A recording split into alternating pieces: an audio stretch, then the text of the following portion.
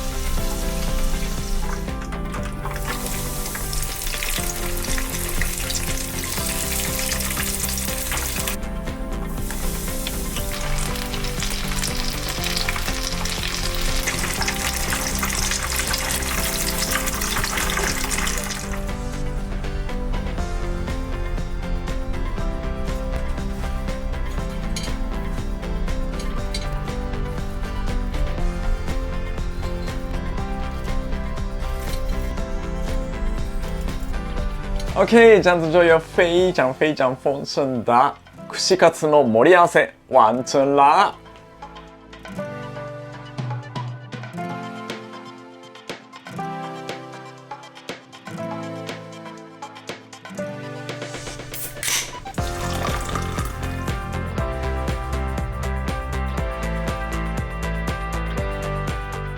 好了，现在我们终于可以开始吃了，哇，太丰盛啦，非常的兴奋。好了，那么我来先吃菇好了，它是杏鲍菇，这边有特别挑出来的串カツソース沾一下。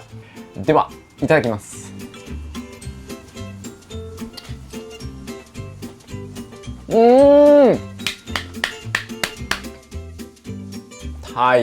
太好吃了！自己做自己拍的，所以即使加完放了稍微久一点，但是现在吃还是可以享受它的酥脆的口感，然后里面的食材都非常的香。串カツ料理最喜欢之一的うずらの卵，我这个真的很爱吃，每次都去这种店一定会点这个うずらの卵。安全蛋吧，鸟蛋。那这个也是稍微沾一点点酱，我可以いきます。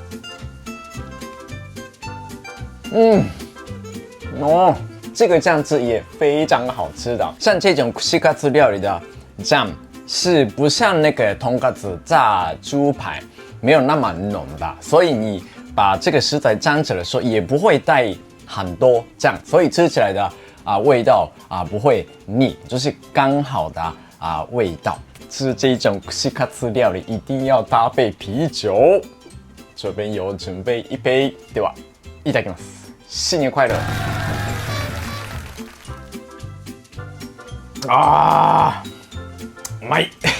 哇，这样子真的是太幸福了。好了，下一口要吃什么啊？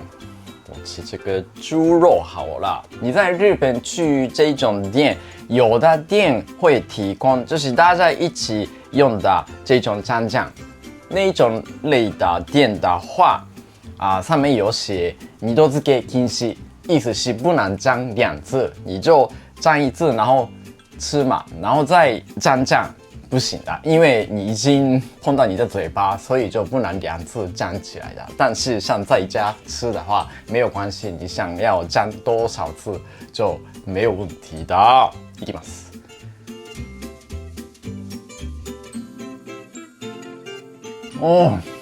这个也太好吃了。就是已经切成小块嘛，整片都是用那个面包粉围起来的，放入嘴巴就可以享受很多酥脆，然后里面的这个肉质是非常的多。还有这边有高丽菜，像这一种串カツ的店常会提供这个高丽菜，就是可以蘸这个酱然后吃的。好了，这次介绍的料理也非常的简单。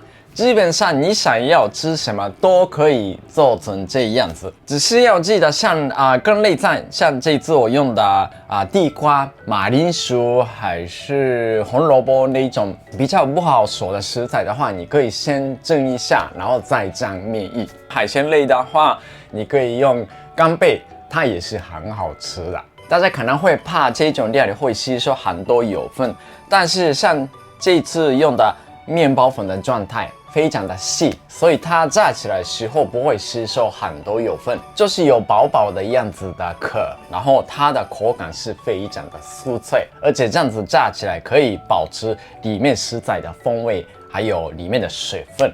希望大家新年也是很愉快，享受美味料理。谢谢。